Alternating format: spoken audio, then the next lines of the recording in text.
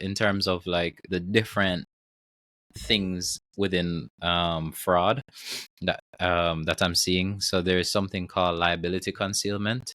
So debt to vendors and suppliers, they were actually hidden through unrecorded liabilities.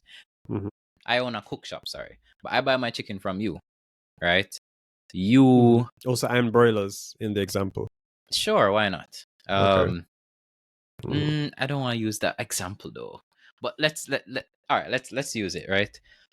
You are I come to you to buy your products so that I can sell my product. So it's like raw material and so on.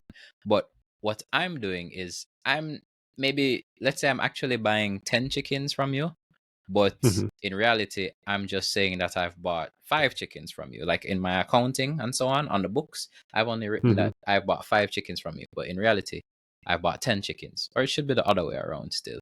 But that's kind of what it is. Like you're not We say other way writing. around, as in buying more chickens than you're saying. Yeah, Oh, okay. to kind of prop up the books. So Mhm. it's just like you're not writing the exact amounts, and so Mhm. it makes the company appear.